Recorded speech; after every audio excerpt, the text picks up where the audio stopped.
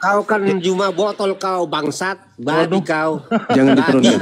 Jangan diturunkan. Jangan gitu ya, men. Babi. Iya. Silakan Bang, silakan. Ya ngomong terus. Jangan turun. Diam. Di sini aja. Maki-maki aja terus, silakan. Saya kasih waktu Anda memaki saya 10 menit. Silakan. Kau membahas lanjut, pasal yang lain diam. Kau bangsat. Babi kau. Terus Bang, terus Bang. Nggak usah bahas pasal kitab monyet. Puaskan amarah Abang. Kau nggak akan mengerti Alkitab. Jangan di-mute biar puaskan Bang, puaskan. Nanti kalau sudah agak-agak ini itu yang berasal dari Gua Hira. Ngerti? Ya, biar terus. Nanti kalau udah habis amarahnya baru kita diskusi. Waktu Muhammad bertapa di Gua Hira, apakah makhluk itu memperkenalkan diri? Terus Bang, terus. Jawab. Terus maki-maki aja dulu. Nanti kalau Abang sudah maki monyet kau, bangsat. Ya, maki. Nanti kalau sudah tidak emosi, kalau sudah tidak emosi baru diskusi. Ayo. Terus. Soal kau membahas Alkitab, roh setan yang ada padamu. Iya, terus Bang. Bukan roh Allah. Roh Allah baru membahas Alkitab yang benar. Ini notabene Alkitab kau nggak ngerti. Dibilang Alkitab merampok, merapa? Kau baru kemarin kau lahir. Setelah lahir kau banyak masalah. Mengatakan Allah nggak boleh, mengatakan Alkitab nggak boleh. Tolol kau, ya, sebelum kau lahir nggak ada perdebatan ini, ngerti nggak? Setelah ada kau itu teroris monyet. Waduh. Biarin nggak apa-apa. Gimana Bang? Saudara Edi udah, marahnya udah. Ya jangan bahas Alkitab itu. Kenapa bisa ada larangan? Ada tertulis di mana di dalam Bible larangan membahas Bible? Karena kau nggak mengerti Alkitab. Oke, berarti Abang yang ngerti, saya tidak. Ya, saya ngerti. Oke, baik. Bolehkah saya bertanya? Kan? Bolehkah saya bertanya? Kan? Saya mau belajar Bible, boleh? Belajar boleh, tapi jangan kau memframing. Masya Allah. Terima kasih Bang Edi. Jangan kau memframing. Abangku yang baik, Masya Allah. Terima kasih Anda sudah mengizinkan saya belajar Bible kepada Bang Edi. Quran kami bahas, kamu marah. Apakah saya sudah boleh belajar sama Abang? Abang, bolehkah saya belajar sama Abang Bible? Kau belajarlah, belajar sendiri. Ini akibatnya saya belajar sendiri, akibatnya begini. Abang kejang-kejang jadinya halilintar. Gimana? Saya mau belajar sama Bang Edi. Kau sok-sokan. Saya mau belajar Bang. Orang lain selalu kau itu. Boleh nggak saya belajar sama Bang Edi? Kok ada jadi takut? Roh Allah padamu. Roh aja nggak, Allahmu aja nggak punya roh. Mana kau mengenal roh? Boleh saya belajar sama Abang Edi? Apa yang kau tanya? Oke, baik.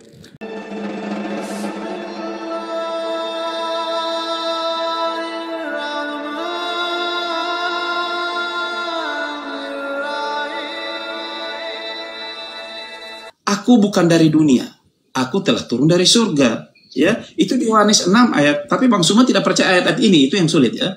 Yohanes 6 ayat 38, aku bukan dari dunia, turun dari surga. Itu kata Yesus loh. Yesus yang bilang. Jika kamu tidak percaya, akulah dia. Yesus yang bilang lagi di Yohanes 8 ayat 24. Jika kamu tidak percaya, akulah dia. Kamu akan mati dalam dosamu. Itulah. Ya. Yohanes 8:28, apabila kamu meninggikan anak manusia, baru kamu tahu, akulah dia. Itu kata-kata siapa? Tuhan sendiri yang bilang.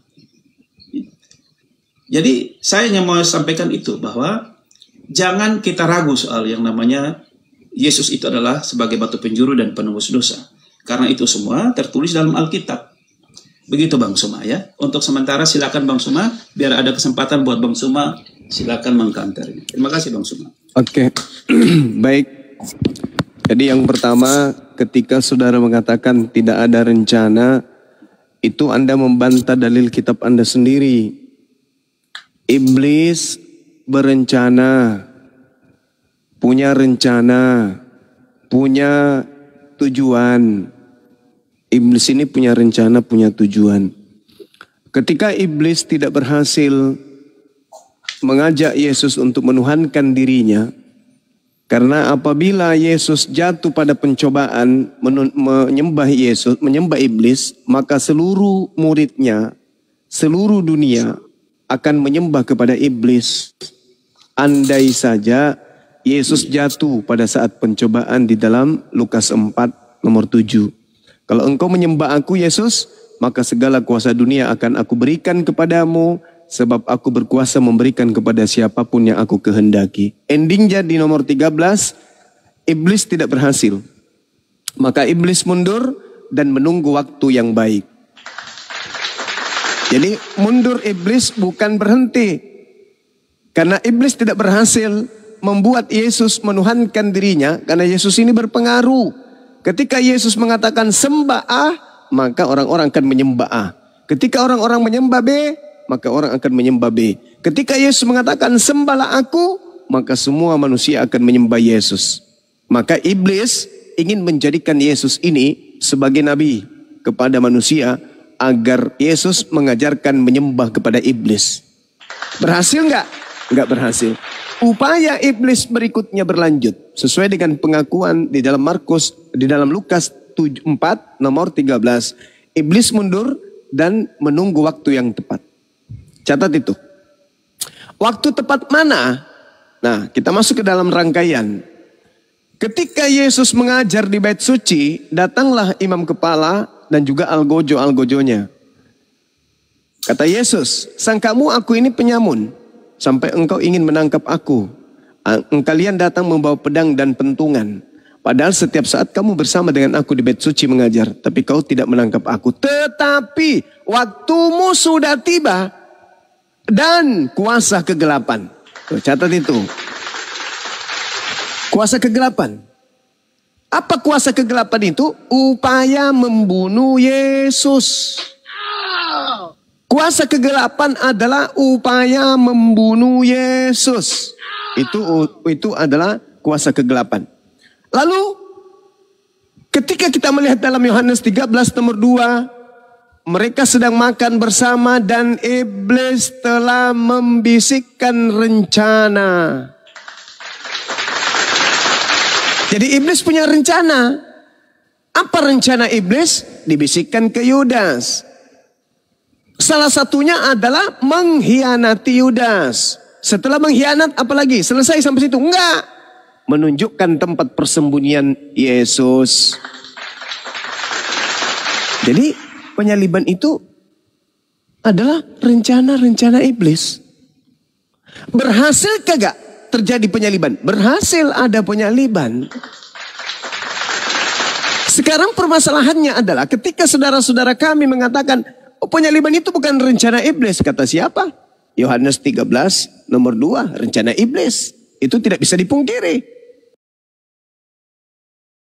Iblisnya merasuki imam kepala. Matius 24 nomor 29-nya jelas di sana bahwasanya orang-orang imam kepala mahkamah agama bersepakat, berunding mereka berencana untuk melakukan pembunuhan terhadap Yesus. Coba Anda baca di data nomor 59. Apa yang diterangkan di sana?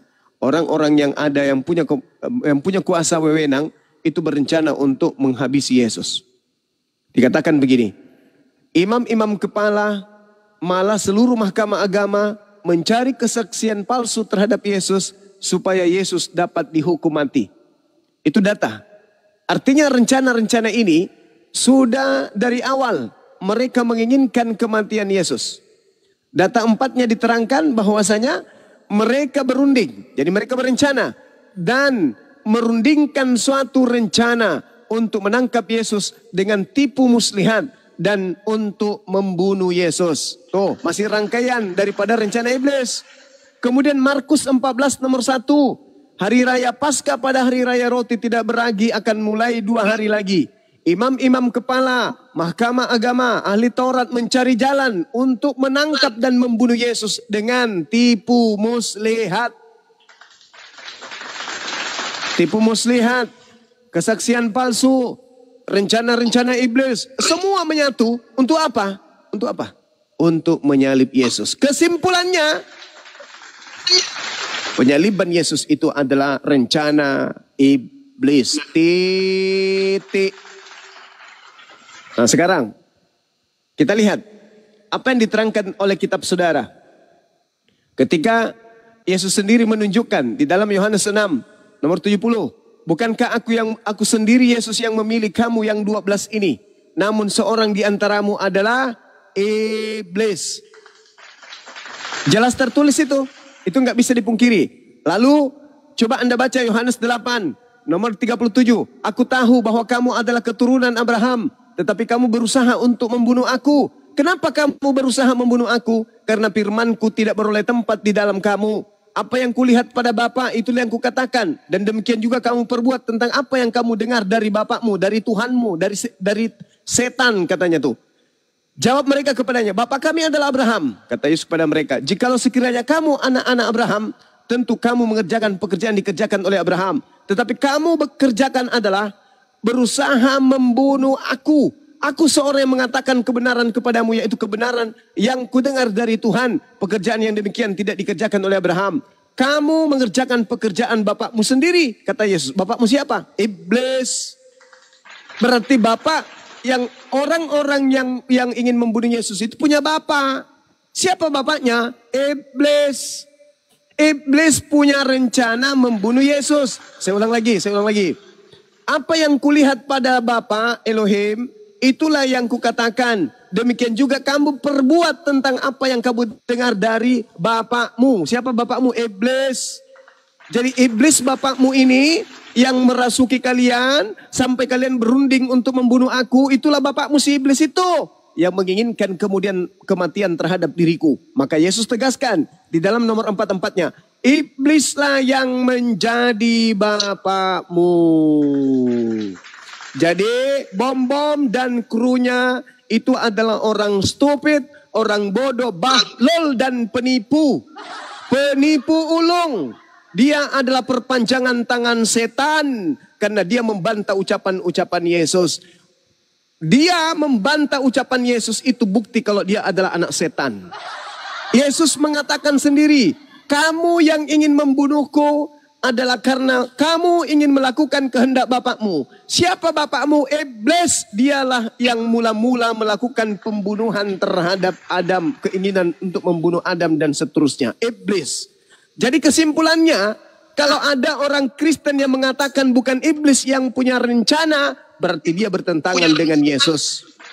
Yesus sendiri mengatakan, kamu ingin melakukan pekerjaan bapakmu, yaitu membunuh aku. Bapakmu siapa? Yesus terangkan, bapakmu iblis. Berarti adanya rancangan ingin membunuh Yesus itu berasal dari bapak iblis. Maka anak-anak atau orang-orang yang ingin membunuh Yesus itu adalah anak-anak iblis. Begitu juga orang Kristen hari ini yang menginginkan kematian terhadap Yesus demi dosa-dosa mereka. Maka Kristen sama dengan anak iblis berdasarkan dalil. Saya tidak menuduh, tapi berdasarkan dalil. Yesus, ya paman, aku ingin tanya, apa Bang Suma? Sini Sus, aku mau tanya samamu. Orang-orang yang ingin membunuh kamu itu menurutmu anak-anak siapa? Anak-anak Tuhan atau anak-anak setan? Yesus mengatakan, buka. Yohanes 8, di situ aku mengatakan, orang yang ingin membunuh aku adalah orang yang tidak memiliki firman di dalam dirinya. Sebab mereka adalah anak-anak iblis. Dalil. Nah, sekarang Bang Suma keliru. Bang Suma salah. Tafsiran Bang Suma itu tidak cocok. Oke, kita ikuti arah kebijakan gereja supaya tidak hilang perpuluhan. Tapi saya ingin tanya, apa manfaatnya rupanya penyaliban itu? Apa manfaat penyaliban tersebut? Apa tujuannya penyaliban itu? Oh, untuk apa? Untuk menebus dosa. Dosa apa? Dosa daging atau dosa roh? Dosa daging. Oh, kalau begitu daging yang ingin dibebaskan. Dari apa? Dari kematian. Oke. Jadi yang mau dibebaskan di sini adalah kematian. Ya, karena dosa adalah maut. Oke. Kalau dosa itu sudah ditebus, berarti maut enggak lagi. Iya. Baik, kita lihat datanya. Lihat, saudara-saudaraku sekalian. Di dalam kitabnya saudara Kristen Roma 8, apa yang dikatakan di sana nomor 10? Tetapi jika Kristus ada di dalam kamu, maka tubuh memang mati karena dosa. Ayo. Tubuh memang mati karena dosa. Berarti Kristen hari ini mati karena Kristen hari ini mati, hari ini tanggal 20 apa 21 sih? Tanggal 21 September 2025, kalau bom hari ini mati, itu mati karena Dosa. karena dosa. Lalu yang mati di atas pohon untuk disalib ini mati karena apa? Apa yang ditebus? Apa yang ditebus? Ternyata orang Kristen mati karena dosa. Baca dalilnya. Roma 8 nomor 10. Tetapi jika Kristus ada di dalam kamu. Ayo. Kristus sudah ada di dalam Kristen. Di dalam tubuh Kristen. Apa endingnya ketika Kristus sudah ada di dalam tubuh Kristen? Maka tubuh Kristen memang mati karena dosa. Tetapi roh adalah kehidupan oleh karena kebenaran. Ayo. Lalu dosa apa yang ditebus Yesus di atas salib? Apa? Apa yang dijual iblis ini sesuatu yang tidak bermakna. Apa yang dijual setan, yang dijajakan setan, bahwa salib Yesus turun untuk nebus dosa. Bullshit. Penipu. Mana ada kemudian ajaran Tuhan menebus dosa pakai darah manusia? Penipu, pembohong. Dan itu dibenarkan oleh Paulus, ucapan saya. Apa kata Paulus? Tetapi jika Kristus ada di dalam kamu, wahai bom-bom penipu, bom-bom laknat, tubuhmu memang mati karena dosa. Pingin ku lempar bom-bom itu mukanya pakai HP. Kalau tubuhmu mati karena dosa, lalu buat apa Yesus mati? Hah? Buat apa? Buat apa Yesus mati?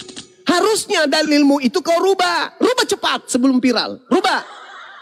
Tetapi jika Kristus ada di dalam kamu, maka tubuhmu tidak akan mati karena dosa. Karena dosa sudah ditebus. Tapi kamu mati karena kurang vitamin. Kamu mati karena kebanyakan coli. Kamu mati karena tidak minum air. Kamu mati karena kurang jaga kesehatan. Mati karena dosa. Kampret, penipu, laknat. Kau mati karena dosa. Bukannya dosa sudah ditebus. Kau mati lagi karena dosa. Dosa apa lagi? Yesus mati menebus dosa dunia katanya. Di dalilnya, tetapi jika Kristus ada di dalam kamu, maka tubuh memang mati karena dosa. Maunya itu setelah Yesus nebus dosa, dosa sudah tak ada. Maka kalian mati karena kena panu. Kalian nyebrang jalan beli Kalpanax di apotek digila sama truk. Jangan mati karena dosa penipu. Harusnya mati karena keselip biji nangka. Mati karena bersin. Mati karena kaget. Bom mati karena kegemukan. Ginjalnya meledak. Itu baru. Ini mati karena dosa. Lalu yang ditebus Yesus di atas salib ini apa? Hah? Yang ditebus Yesus di atas salib ini apa? Ini dalil bong. Tetapi jika Kristus ada di dalam kamu, maka tubuh memang mati karena dosa. Kacau. Inilah yang diterangkan oleh Al-Quran. Wa makaru wa makarallah.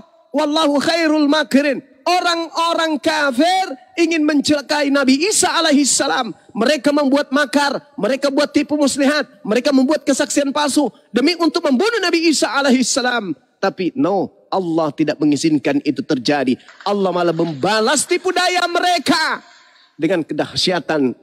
Karena Allah adalah sebaik-baiknya pembalas kejahatan. Ini yang terjadi. Ini yang terjadi. Bible merancang sebuah siasat. Tetapi Bible sendiri yang membuka aib siasat itu sendiri.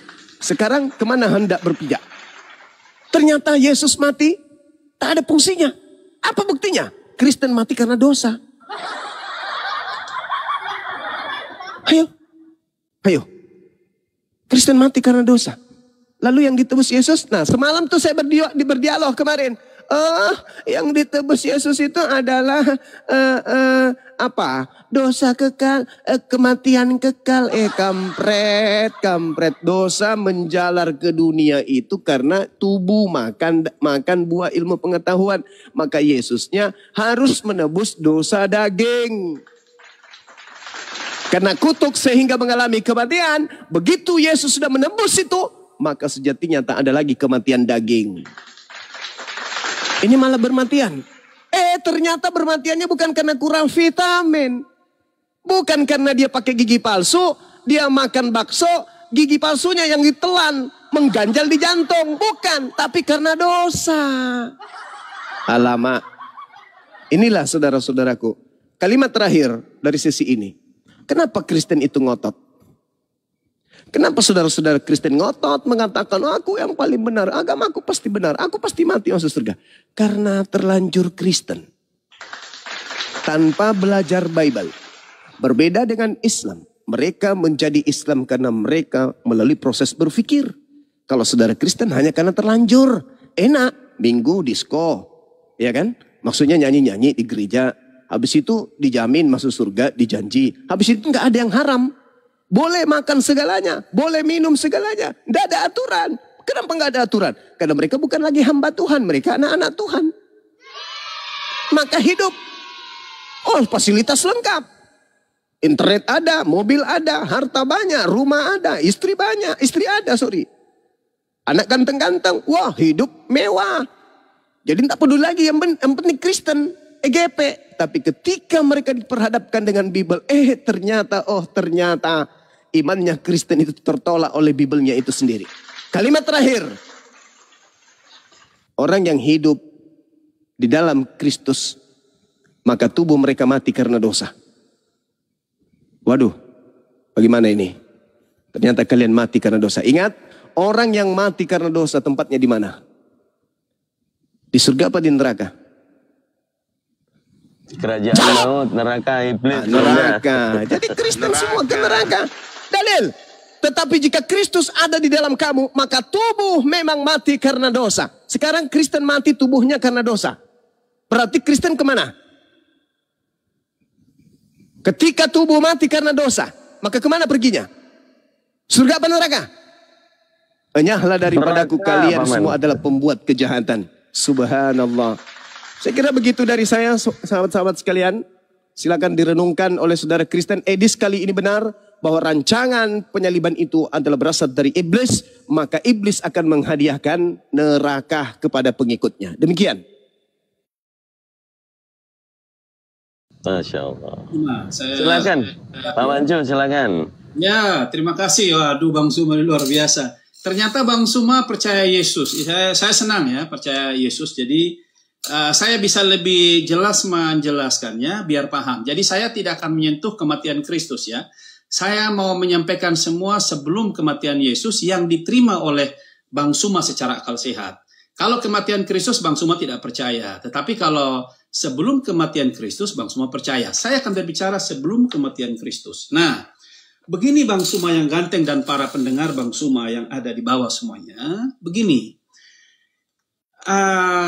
Pada mulanya ada di Matius 3 ayat 17 kalau tidak salah itu ada suara terdengar pada waktu Yesus dibaptis ya. Lalu terdengarlah suara dari sorga yang mengatakan inilah anakku yang kukasihi, kepadanyalah aku berkenan. Itu rancangan Allah ya. Rancangan Allah itu adalah bagaimana membawa kehidupan, keselamatan bagi bangsa pilihannya, yaitu bangsa Yahudi pada waktu itu. Di Matius 17 juga, itu ada ayat 5 ya kalau tidak salah itu. Dan tiba-tiba sedang ia berkata-kata, turunlah awan yang terang menaungi mereka. Dan dari dalam awan itu terdengar suara yang berkata, inilah anakku yang kukasihi, kepadanyalah aku berkenan, dengarkanlah dia. Ya. Ada juga di Markus 1 ayat 11. Lalu terdengarlah suara dari surga, engkaulah anakku yang kukasihi, kepadamulah aku berkenan. Banyak ayat yang berbicara tentang rancangan Allah itu sukacita, damai sejahtera, keselamatan, kehidupan bagi bangsa pilihannya. Tetapi ketika kedatangan Yesus Kristus ke dunia, bangsa pilihannya itu sendiri yang menolaknya, ya. Karena bangsa itu menolaknya, bangsa pilihan itu yang menolak Yesus, makanya di dalam Matius 13 ayat 19 itu dibilang begini. Karena mereka tidak mengerti hal kerajaan surga, ya, karena mereka berpikir bahwa Yesus datang itu sebagai raja, bukan sebagai seorang hamba. Matius 13 ayat 19 dibilang begini, setiap orang yang tidak mengerti tentang kerajaan surga, si jahat akan merampas yang ditaburkan di dalam hatinya. Nah, hal itulah yang membuat manusia itu memberontak dan tidak mengakui bahwa Yesus itu adalah datangnya dari surga. Pada Yesus sendiri yang bilang, aku telah turun dari surga. Akulah dia, akulah dia. Yesus sendiri yang menyatakan, mendeklarasikan bahwa akulah dia, akulah dia, akulah dia. Yesus adalah terang dunia. Aku bukan dari dunia ini. Aku telah turun dari surga. Yesus yang bilang, jika kamu tidak percaya akulah dia, kamu akan mati dalam dosamu. Yesus sendiri yang bilang, apabila kamu meninggikan anak manusia, baru kamu tahu akulah dia. Tetapi apa yang terjadi saudara-saudaraku semuanya? Ternyata dunia tetap menolak dia. Bangsa pilihannya juga tetap menolak dia. Dan tidak mau menerima dia sebagai Tuhan. Karena mereka bilang bahwa masa Tuhannya kok manusia? Kan begitu. Sama seperti yang sekarang kita lihat bahwa yang kita mengalami langsung. Dunia sampai sejauh ini pun tetap menolak yang namanya Yesus. Yesus sendiri bilang akulah dia, akulah dia. Ya, ini yang saya mau sampaikan. Di Yohanes, apabila kamu meninggikan anak manusia baru kamu tahu akulah dia. Nah, sekarang saya akan masuk lagi kepada Yesus sendiri yang mengatakannya. Ini bukan kata manusia, bukan kata nabi-nabi, bukan kata bapaknya, bukan kata malaikat, tapi bukan juga kata-kata orang Yahudi, tapi kata Yesus sendiri. Yesus bilang begini, di Matius 10 ayat 38, dia bilang gini, barang siapa tidak memikul salibnya dan mengikuti aku, ia tidak layak bagiku. Ya, saya baca ulang lagi. Matius 10 ayat 38. Barang siapa, Yesus sampaikan sendiri, barang siapa tidak memikul salibnya dan mengikuti aku, ia tidak layak bagiku. Di Matius 16 ayat 24 dia bilang begini lagi. Setiap orang harus menyangkal dirinya, memikul salibnya, dan mengikuti aku. Diperkuat lagi dengan ada di Markus 8 ayat 4 kalau tidak salah. Ya, diperkuat lagi dengan kalau tidak salah di Lukas 14 ayat 27 mengatakan hal yang sama. Barang siapa, setiap orang harus menyangkal dirinya, memikul salibnya, dan mengikuti aku. Ya. Dan Yesus sendiri yang bilang lagi, Yesus berkata, anak manusia akan disalibkan. Matius 26 ayat 2 yang tadi saya sampaikan itu. Terus kenapa kita mendalilkan bahwa Yesus tidak disalibkan? Padahal tadi Bang Suma sendiri yang bilang bahwa ternyata iblis benar. Yesus disalibkan. Berarti Bang Suma mengakui bahwa Yesus telah disalibkan. Bang Suma membenarkan bahwa iblis menang karena Yesus disalibkan. Bang Suma menolak Yesus tidak disalibkan. Ini tidak konsisten. Bang Suma yang ganteng. Kenapa? Karena Bang Suma menggebu-gebu bahwa Yesus tidak mati. Yesus tidak disalibkan. Tetapi Bang Suma mengiyakan bahwa iblis telah menang karena Yesus disalibkan. Bang Suma yang ganteng, tolong konsisten. Supaya para pendengar Bang Suma ini bisa mendapatkan edukasi yang benar. Gitulah Bang Suma. Jadi saya mau sampaikan begini, semua orang baik mau menolak Yesus, tetapi semua orang percaya, orang Kristen yang mendengar, mungkin ada di burung Bang Suma. Yang namanya salib itu, mereka bersyukur karena salib itu di dalam 1 Korintus 1 ayat 18, salib itu adalah kekuatan Allah. Ya, ada juga di Efesus 2 ayat 15-22, itu berbicara tentang kekuatan Allah. Salib itu kemerdekaan, kekuatan Allah bagi kita. Dan salib itu kemenangan. Karena salib itulah, maka kita ini memiliki yang namanya remah-remah itu. Kita ini mendapat bagian dalam kerajaan surga. Kenapa? Karena bangsa pilihan Allah itu telah menolak dia. Padahal ya Allah sendiri yang sampaikan bahwa inilah anakku yang kukasihi, kepadanya lah aku berkenan. didengar oleh sekian sekelompok orang, begitu banyak orang Yahudi yang mendengarnya, tetapi bayangkan saja, mereka tetap menolak dia dan tidak percaya. Mereka tidak mengakui bahwa Yesus adalah Tuhan. Dia tidak mengakui bahwa Yesus adalah yang turun dari surga. Pada Yesus yang bilang, Yesus sendiri yang menyatakan, akulah dia, akulah dia. Yesus deklarasi sendiri.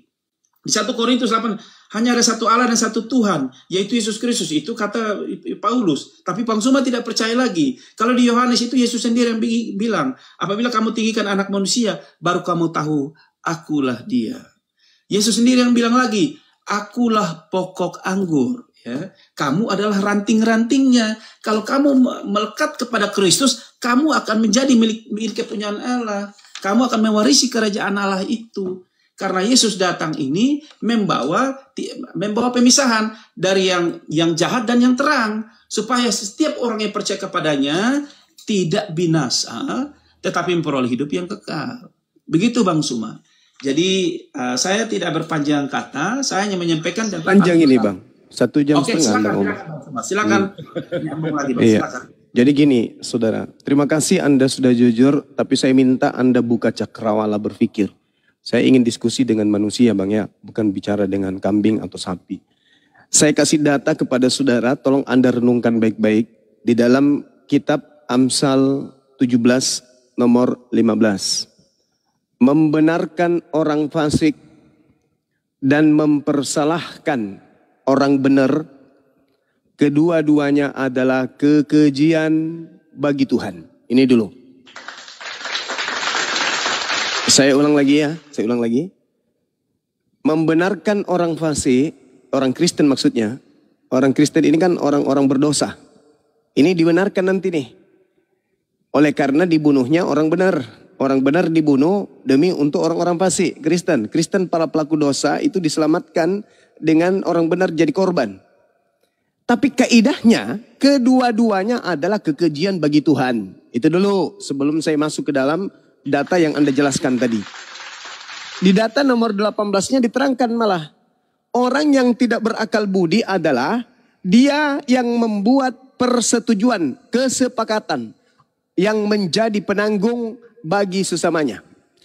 Jadi penanggung dosa atau penebus itu adalah orang yang tidak berakal budi. Orang yang tidak berakal budi adalah, artinya orang yang sinting ya. Orang sinting adalah dia yang membuat persetujuan yang menjadi penanggung bagi sesamanya. Menanggung dosanya orang lain. Itu adalah orang tidak waras, orang gila. Itu dalil.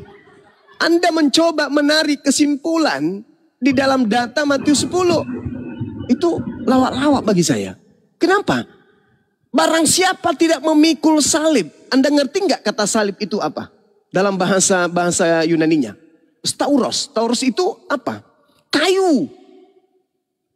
Kayu maksudnya apa? Itu beban. Barang siapa yang tidak memikul bebannya dan tidak mengikuti aku, ia tidak layak bagiku. Hei, saudara Kristen, kata Yesus, bagi siapa yang tidak memikul dosanya sendiri, tidak layak bagi pengikut Yesus. Hei, jadi jangan pernah kau salibkan bebanmu itu ke Yesus. Kamu tidak layak bagi Yesus. Kalau kau beban dosamu itu kau kasih ke Yesus, itu kau nggak layak. Lagi pula Yesus itu bukan orang yang kurang akal budi. Hanya orang yang kurang akal budinya, kata Amsal, yang mau mengambil salibmu, bebanmu, ditaruh di pundaknya. Kata Yesus, barang siapa tidak memikul dosanya sendiri dan mengikut aku, ia tidak layak bagiku. Jadi kata Yesus, Kristen-Kristenku, kalian harus mikul salib kalian sendiri. Kalian harus bebani beban-beban kalian sendiri. Kalian harus menanggung diri kalian sendiri. Jangan kau berikan salib yang ada di pundakmu itu ke Yesus. Catat itu ya, itu dalil. Makanya saya kasih Amsal. Karena orang yang bersekongkol untuk bebannya diberikan kepada orang lain itu adalah orang yang tidak waras. Kata Amsal bukan kata saya, itu dalil. Dan Yesus mengatakan, memang aku harus pergi sesuai dengan apa yang tertulis tentang aku di dalam kitab Amsal. Lukas 24:44.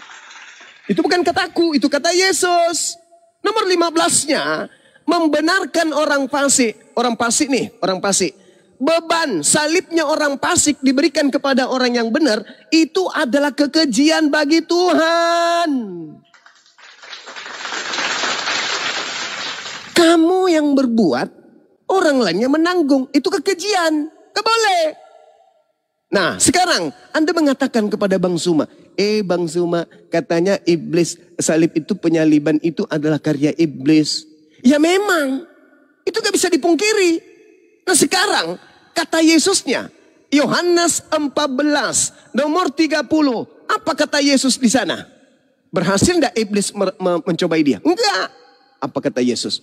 Tidak banyak lagi aku berkata-kata dengan kamu. Sebab iblis yang adalah penguasa dunia ini datang. Dan iblis tidak berkuasa sedikit pun atas diriku. Ayo. Ketika iblis merasuki Yudas, berhasil nggak ngepek nggak kepada Yesus? Tidak dong. Ketika imam kepala membuat kesaksian palsu, ngepek nggak buat Yesus? Enggak dong. Ketika mereka melakukan tipu muslihat, ngepek nggak terhadap Yesus? Enggak dong. Kenapa? Karena dunia atau kuasa kegelapan sedikit pun tidak berkuasa atas Yesus. Lalu, kalau begitu, ketika engkau meninggikan aku, barulah engkau tahu bahwa akulah dia. Dia siapa? Dia siapa? Dia Tuhan? No. Yesus datang mengajar selama 3 tahun. Konsentrasi kurikulum pengajarannya kepada mahasiswanya. Aku adalah Rasul. Titik. Hidup kekal itu adalah mengenal aku sebagai Rasul. Titik. Sedangkan Kristen mengenal Yesus sebagai Tuhan sekaligus Rasul. Rasul sekaligus Tuhan. Tuhan sekaligus Rasul. Penyesat. Di situ Yesus mengajarkan kepada Bani Israel. Kalau dirinya itu harus dikenal sebagai Rasul. Yang membimbing. Yang menggembalai mereka. Untuk membimbing mereka menuju kepada padang yang luas, yaitu surga hidup kekal.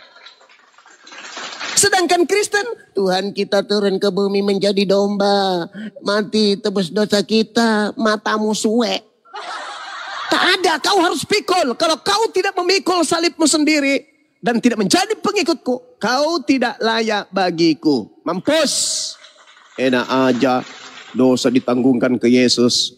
Harus kau tanggung sendiri, kata Yesus. Kalau kau tidak mikul salibmu sendiri, kau tidak layak bagiku. Paham ya? Makanya Yesus mengajarkan muridnya. Dan itu ucapan Yesus kepada muridnya. Salib itu beban. Salib itu kutuk. Jadi bukan seperti yang Anda gambarkan dalam cerita film-film Yesus itu. Bukan. Bukan seperti itu.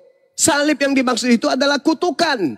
Kutukan yang Tuhan berikan kepadamu harus kau tanggung sendiri. Maka solusinya apa? Bertobat, bertobat, bertobat, bertobat, kata Yesus. Terakhir, ketika saudara mengatakan bahwa ternyata iblis adalah cikal adalah upaya sehingga penyaliban itu terjadi, maka Bang Suma, ya gimana dong? Oh gimana? Oh salah. Yang disalib itu bukan Yesus. Ketika orang-orang Yahudi, imam kepala mahkamah agama bersekongkol ingin mencelakai Yesus, sedikit pun tak ada sehelai bulu dari badan Yesus itu bisa terlepas dari tubuhnya, apalagi sampai dia berhasil disalib. Lalu siapa yang disalib ini? Yesus palsu. Mana buktinya Yesus palsu? Nih, dengarkan baik-baik. Mana buktinya Yesus palsu? Baca di Lukas 21 nomor 8. Waspadalah kepada penyesat yang datang kepadamu dengan memakai namaku dan berkata, akulah dia. Sedetik, semenit sebelum ada penangkapan calon korban yang dipersembahkan iblis di atas salib, korban itu berkata apa? Akulah dia. Tergenapi.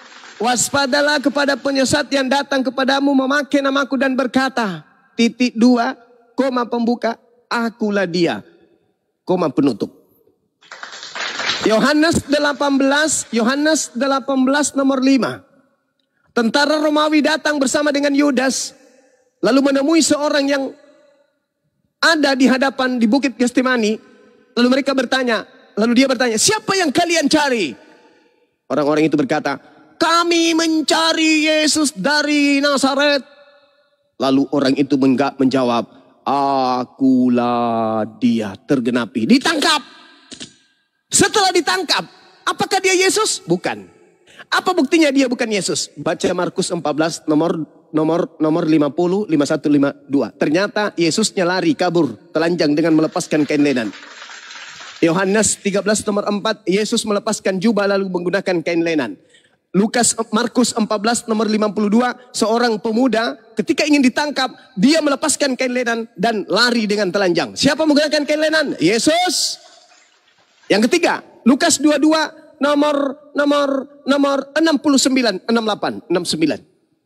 Ketika orang ini yang mengatakan akulah dia ini sedang disidang, akulah dia, akulah Yesus. Makanya Petrus menolaknya kemudian. Petrus kemudian menyangkalnya 3 kali. Karena memang ternyata itu bukan gurunya. Itu kau kan menyangkal aku 3 kali kan? Memang karena yang kau lihat itu bukan aku. Nah, ketika kemudian dia disidang, ditanya, apakah engkau Mesias anak Allah? Apakah engkau adalah anak Allah, anak Mesias? Mesias anak Allah? Apa katanya? Apa gunanya aku menjawab dan apa gunanya aku bertanya? Engkau tidak akan percaya. Sekarang juga Yesus sudah duduk. Sekarang dalam bahasa Yunani nun. Sekarang detik ini juga Yesus itu sudah duduk di sebelah kanan Tuhan di langit, di atas, di sebelah kanan Allah. Di sebelah kanan Tuhan. Berarti yang berkata akulah dia ini siapa, Rek? Penyesat. Yang nanti digunakan oleh iblis. Di mana iblis akan masuk ke dalamnya dan keluar dari kubur dan berkata, pergilah, jadikanlah seluruh bangsa menjadi pengikutku. Siapa dia? Kata Yesus, itu adalah penyesat. Kepada aku telah diberi kuasa. Kata Yesus, waspadalah kepada penyesat. Penyesat itu iblis. Dia siapa? Dia adalah penguasa dunia. Yohanes 13, 14, nomor 30. Tidak banyak lagi aku berkata kepada kamu, sebab penguasa dunia ini yaitu iblis sudah datang. Dan dia penguasa dunia iblis ini tidak berkuasa sedikit pun atas diriku. Keluar dari kubur, apa katanya? Kepadaku telah diberi kuasa. Pergilah. Siapa dia? Siapa? Kata iblis ketika Yesus dicobai. Yesus, sembahlah aku. Sebab jikalau engkau menyembahku, aku akan memberikan segala kuasa langit dan bumi. Sebab aku berkuasa. Sebab aku berkuasa. Sebab aku berkuasa memberikan kepada siapapun yang aku kehendaki. Rupanya penyesatnya mengatakan akulah dia. Diberikan kuasa oleh iblis untuk menjadi penguasa di atas muka bumi ini. Kata Yesus, waspadalah kepada penyesat yang datang kepadamu dan memakai namaku dan berkata, akulah Kristus. Yang keluar dari kubur kemudian mengaku Kristus. Makanya Markus mengatakan di dalam Markus 16 nomor 9, pada minggu pagi-pagi itu kemudian dia Yesus menampakkan diri kepada Maria dalam bentuk yang lain, dalam rupa yang lain. 16 nomor 12-nya dikatakan, lalu Yesus menampakkan diri kepada ke-12 murid itu dalam rupa yang lain, dalam rupa yang lain, dalam rupa yang lain. Berarti yang nampak sudah bukan Yesus, tapi Yesus dalam rupa yang lain. Berarti sudah beda dengan yang asli. Siapakah dia rupa ini? Siapa rupa yang dilihat oleh Yudas? Rupa lain, bukan rupa Yesus, tapi rupa lain. Aku jadi merinding. Yang keluar dari kubur ternyata rupanya lain. Bukan lagi rupa anak Maria. Merinding aku, Bang. Ternyata yang disembah Kristen adalah rupa lain. Bukan rupa asli. Itulah yang diterangkan oleh Al-Quran. Mereka menganggap itu Isa. Padahal itu adalah manusia rupa lain. Al-Quran mengatakan. Wa qaulihim. Inna qatalnal masiha Isa bana Maryam Rasulullah wa ma qatalu wa ma salabu walakin syubbiha lahum wa innal ladzina ikhtalafu fi syakkim minhu ma lahum bi min ilmi illa ittiba'az zan wa ma qatalu yaqina. yang kalian sembah makhluk dalam rupa yang lain. Bukan cuma Al-Quran yang mengatakan itu, tapi Markus pun mengatakan itu. Bahkan Maria juga mengatakan itu. Subhanallah. Nikmat Tuhanmu yang mana lagi yang akan kau dustakan setelah datang kebenaran kepada kalian. Demikian, lanjut. Terima kasih Bang Suma ya. Jadi Bang Suma ini semakin tidak konsisten ya.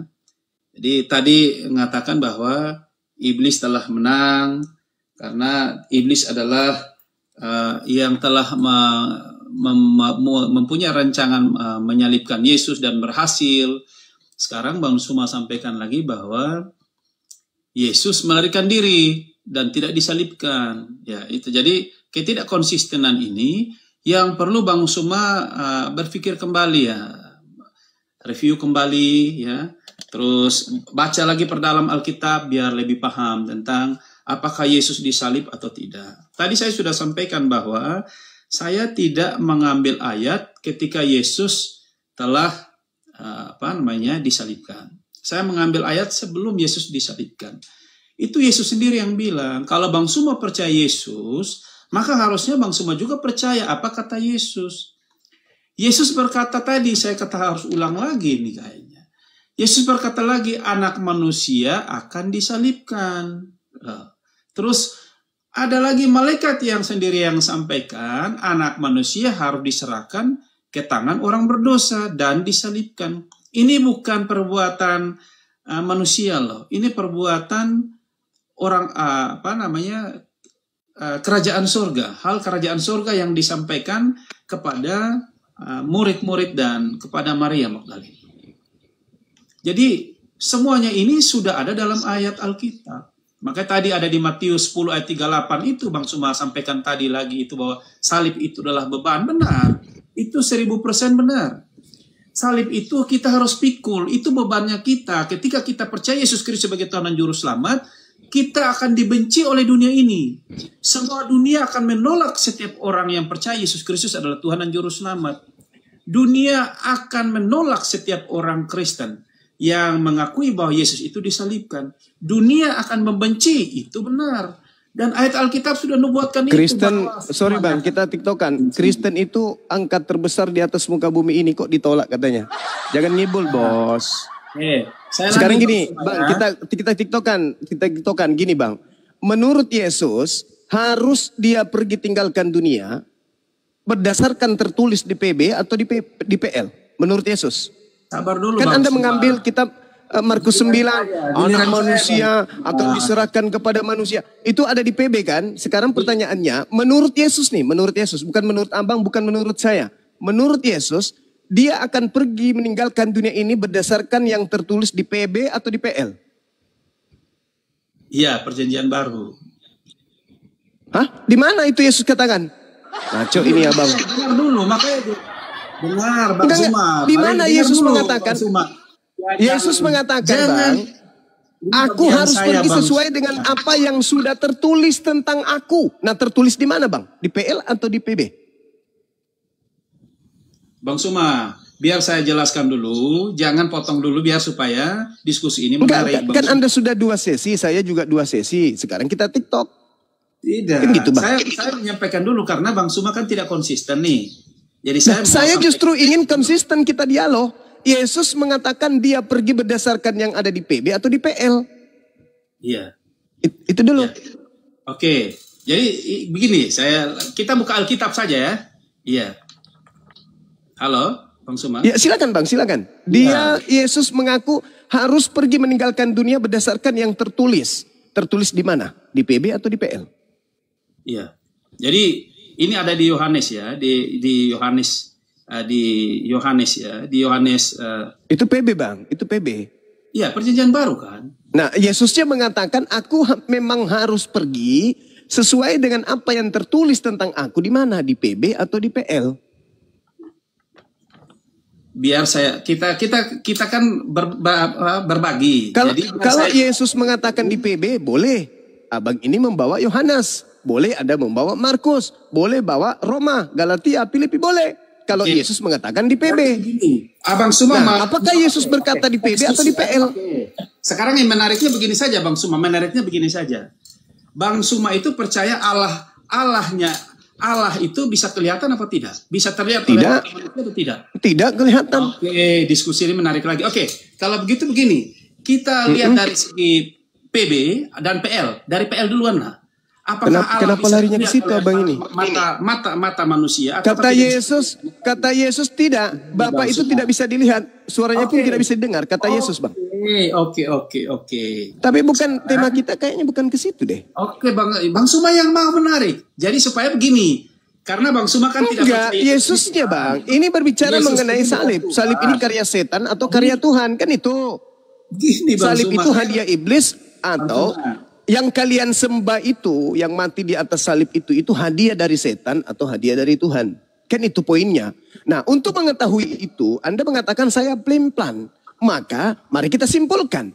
Menurut Yesus, jangan menurut Bang Suma. Dia harus pergi meninggalkan dunia ini berdasarkan yang sudah tertulis di PB atau yang sudah tertulis di PL. Itu, di situ kuncinya.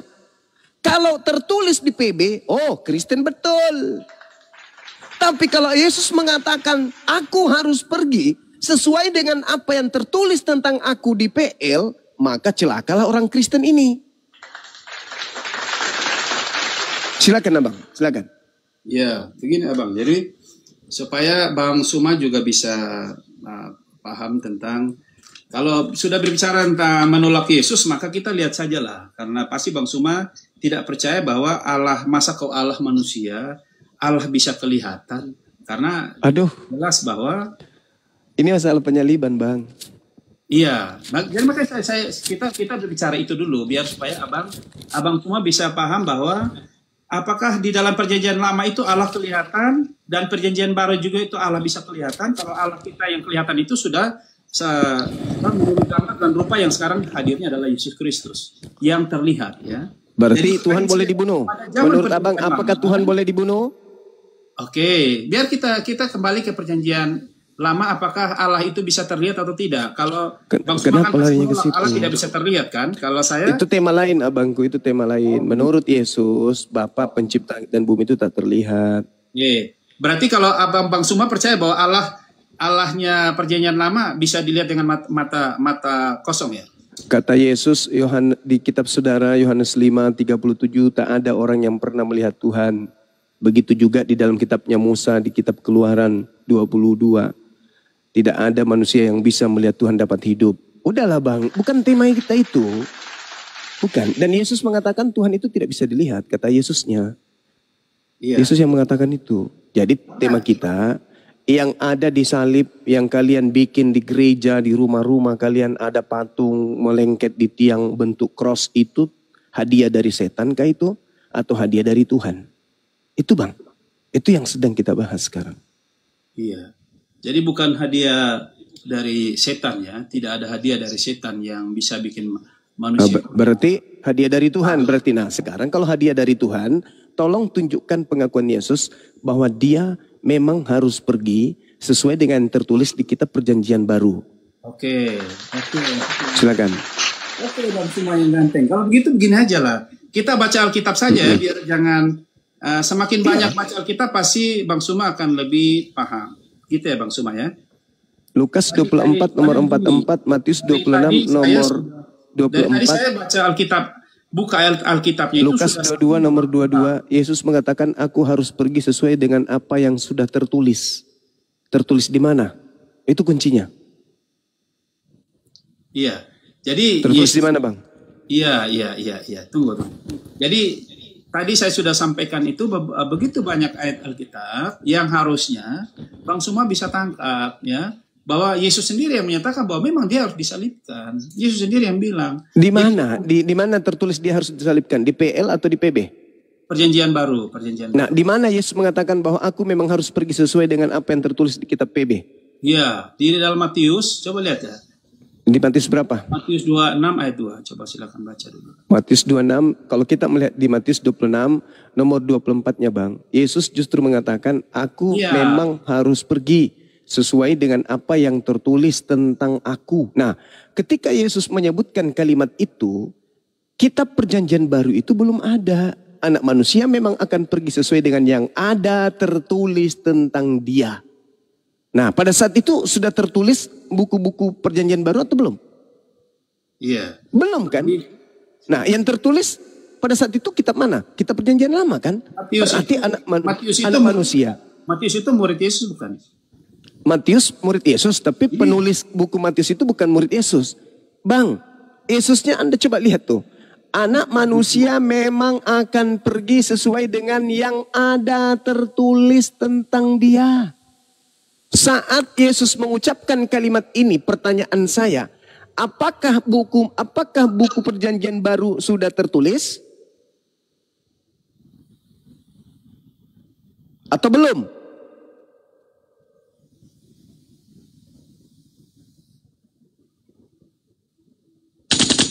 Halo, Bang Suma tanya saya. Iya dong. Apakah ketika Yesus mengatakan anak manusia memang akan pergi sesuai dengan yang ada tertulis tentang dia? Pertanyaan saya, apakah perjanjian baru sudah tertulis pada saat Yesus mengucapkan kalimat ini? Iya. Jadi Matius itu saksi hidup ya, saksi Kristus. Mati meja. Setiap apa yang disampaikan Kristus. Kacibaloga. Iya. Apa yang disampaikan itu yang dituliskan oleh murid-muridnya. Ya. Apakah sudah tertulis, Bang? Matius tertulis itu, buku Matius ditulis tahun 65, Bang. Iya. Yesus mengucapkan kalimat ini antara tahun 30 sampai tahun 33. Yang ada tertulis adalah perjanjian lama. Dan Yesus menyebutkan kitabnya dalam Lukas 24:44. Memang anak manusia harus tergenapi semua yang tertulis tentang aku. Yang ada di dalam Taurat, kitab Nabi-Nabi dan kitab Mazmur. Disebut kok Yesus. Maka kepergian Yesus itu harus berdasar kepada kitab Mazmur. Kitab Amsal, kitab-kitab terdahulu. Bukan yang ada di dalam perjanjian baru, Bang. Ayolah, jangan gengsi terhadap kebenaran. Masa kami yang harus ngajarin Bible? Gitu loh. Jadi begini ya Bang Suma, biar diskusinya lebih enak tentang penyaliban itu. Jangan lari kemana-mana dulu. Iya justru karena itu. Iya. Nah, Yesusnya harus pergi kan kalau berbicara mengenai penyaliban, itu berbicara mengenai kepergian Yesus meninggalkan dunia ini. Apakah dia pergi dengan cara ditangkap, disalib, dibunuh, dikubur, bangkit, lantas terangkat ke langit, atau tiba-tiba saja malaikat Tuhan turun mengangkatnya ke langit tanpa melalui kematian. Nah, itu yang kita bahas. Iya. Jadi Oke. Jadi tentang pengangkatan Yesus itu ada di Markus ya. Alamak. Yesus harus pergi meninggalkan dunia ini sesuai yang tertulis di dalam kitab Taurat, kitab Mazmur, bukan Markus, Bang. Alamak. Bang, Yesus itu hidup bersama dengan 12 murid. Yesus mengatakan, aku memang harus pergi sesuai apa yang tertulis tentang aku di dalam kitab Mazmur. Bukan di dalam kitab Markus. Mazmur, Bang, Mazmur, bukan Markus. Kesalahan fatal yang dilakukan oleh saudara Kristen ketika berbicara mengenai penyaliban selalu mengarah kepada perjanjian baru. Sedangkan Yesus mengatakan, aku akan pergi meninggalkan dunia ini sesuai dengan apa yang tertulis tentang aku di dalam kitab Mazmur. Kacibaloga, Bang. Iya. Jadi di dalam Yohanes di perjanjian baru itu, Yesus sendiri yang menyatakan, aku berkata aku telah turun dari surga. Ya. Astagfirullahaladzim, ya Allah ya Karim. Setiap orang mengikuti aku di depan manusia, aku akan mengakuinya di depan Bapakku yang di surga. Itu Allahu Akbar.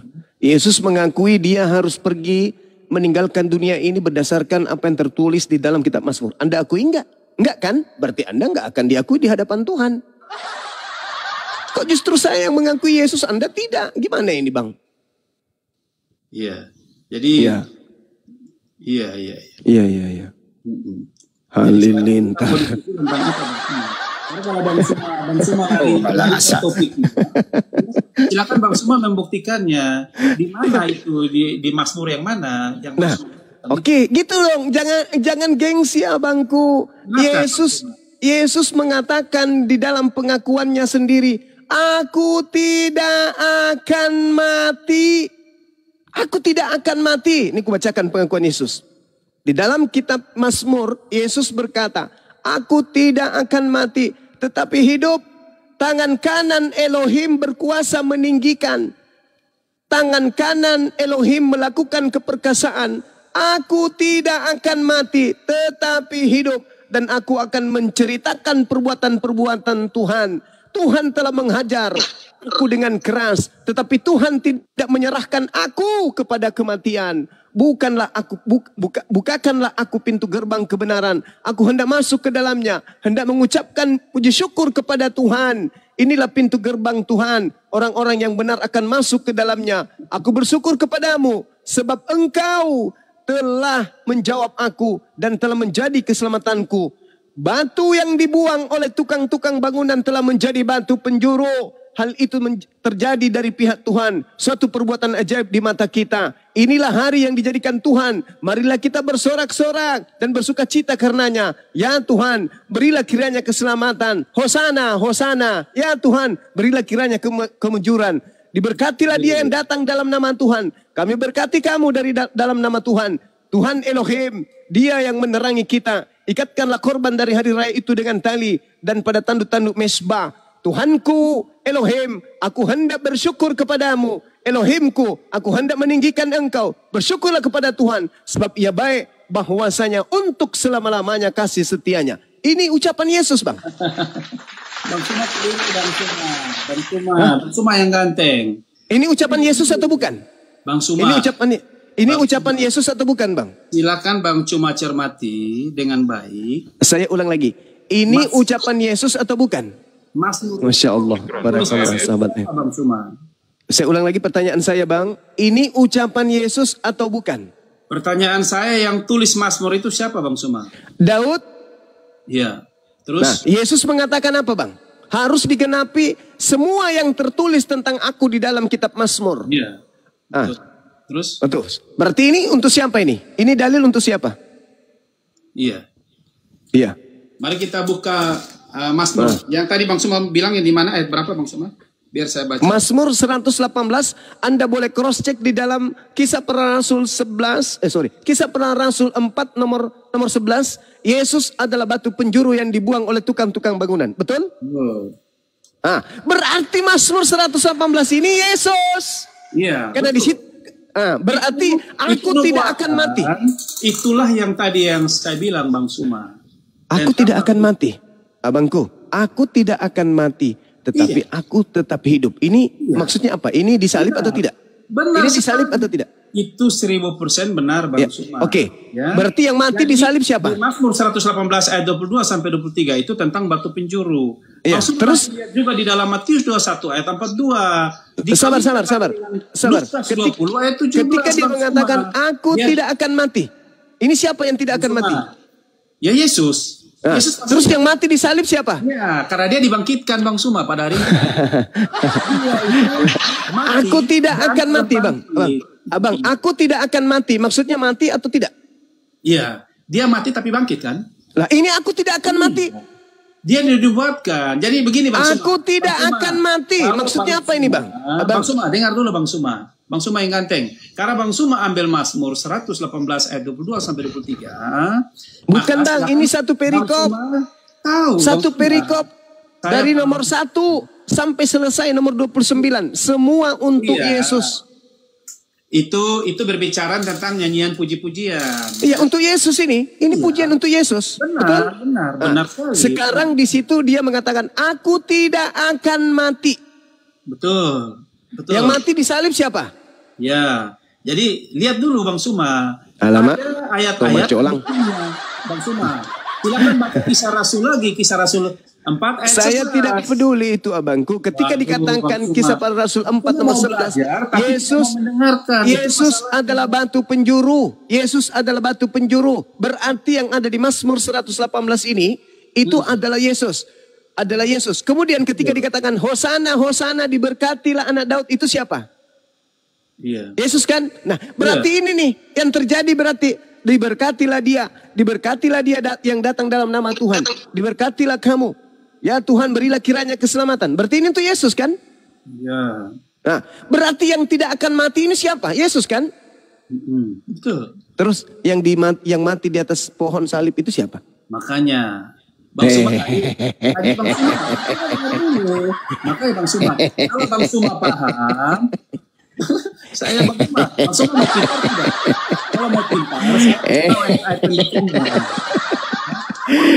Allahu Akbar, Masya Allah. Bang Suma ini Bang aku Suma tidak ini. akan mati. Iya, tahu, paham Bang Suma yang ganteng. Lalu yang mati di salib itu siapa? Iya. Makanya Yesus sendiri, yang Bang Suma percaya Yesus kan? Nubuatan yang ada di Mazmur ini Bang Suma percaya kan? Iya, ini untuk Yesus. Oke. Bang Suma percaya kan? Oke. Iya. Kalau Bang Suma percaya apa yang dinubuatkan di dalam Mazmur, Bang Suma juga percaya apa kata Yesus kan? Justru karena Yesus merujuk ke sini. Oke. Apa yang dikatakan Yesus Bang Suma percaya tidak? Iya, saya percaya. Amin. Oke. Kalau begitu terus? Bang Suma yang ganteng, Yesus sendiri yang menyatakan anak manusia akan disalibkan. Bang Suma percaya tidak? Saya percaya karena Yudas juga anak manusia. Berarti disalibkan kan? Yudas anak manusia enggak? Oke. Dan enggak, Bang aku Suma tanya percaya dulu. tidak? Yudas anak manusia atau bukan? Bagaimana? Yudas anak manusia atau bukan? Iya, anak manusia. Oke, udah. Nah, terus apa Bang masalahnya? Suma juga anak manusia. Bang Suma juga sama. Iya, masalahnya Yesus anak manusia. Yudas juga anak manusia. Iya. Oke? Nah, Saya sekarang juga anak Yesusnya mengatakan aku tidak akan mati. Berarti anak manusia yang dimaksud di situ disalib siapa? Ya anak manusia Yesus. Yesus manusianya mati. Manusianya mati. Yesusnya mati. Kan begitu. Tapi dengan tubuh kemuliaannya. Makanya nanti begini ceritanya. Gimana ceritanya? Ada nubuat untuk Yesus, aku tidak akan mati. Ada juga nubuat orang fasik akan mati menggantikan dirinya. Loh kok jadi Yesus yang disalib? Inilah yang saya katakan saudaraku, Kristen ini adalah pahlawan-pahlawannya setan. Berdasarkan Bible. Iblislah yang menjadi bapakmu dan kamu mau melakukan keinginan bapakmu. Atas keinginan siapa kalian memaksakan Yesus harus mati? Sementara Yesus mengatakan aku tidak akan mati. Yesus sendiri yang bilang, Bang Suma. Yesus sendiri yang menyatakannya bahwa dia akan mati, dia akan disalibkan. Anak manusia, Bang. Anak manusia. Iya. Yesus anak manusia itu. Manusia. Kalau anak manusia itu apakah cuman Yesus? Semuanya, Bang Suma anak manusia. Berarti tidak mesti Yesus. Yesusnya akan pergi meninggalkan dunia berdasarkan apa yang tertulis di Mazmur. Benar baik-baik Bang Suma yang ganteng. Astagfirullahaladzim, masolang generasi. Kalau Yesus tidak datang sebagai anak manusia, ya dalam kemuliaannya tidak mungkin semua manusia ini mampu. Aduh. Maka Yesus sendiri bilang, aku telah turun dari surga. Bang Suma, Bang Suma, biar Bang Suma paham, ini bahan referensi buat Bang Suma lagi. Silakan Bang Suma baca lagi. Sombongnya minta ampun. Saya tidak sombong Bang Suma. Anda ingin mengajari saya, Bang Suma berusaha belajar Alkitab, tapi Bang Suma kurang referensi. Jadi saya kasih tahu referensinya. Bang Suma tidak paham. Di dalam Mazmur 118 itu Bang Suma antar, tetapi Bang Suma harus kawinkan dengan banyak ayat Alkitab lagi. Ada di Matius juga menguatkan itu. Ada di Lukas. Ya, Matius 21 ayat 42 menguatkan itu. Lukas 20 ayat 17 menguatkan itu. Kisah para Rasul, Kisah Rasul 4 ayat 11 menguatkan itu. Abang, Yesus hanya merujuk ke kitab Mazmur. Yesus hanya merujuk ke Mazmur, tidak merujuk ke kitab Perjanjian Baru. Yesus tidak memiliki Kisah Rasul sampai yang tulis. Tidak ada pengajaran Yesus tentang kitab Perjanjian Baru, Bang. Yesus konsentrasinya Perjanjian Lama. Berarti Bang Suma begini, Bang Suma tidak lagi konsisten. Bang Suma percaya bahwa apa yang dikatakan Yesus itu ada di Mazmur. Iya, Yesus yang mengatakan, Bang, Berarti Bang mengenai Suma, kepergian.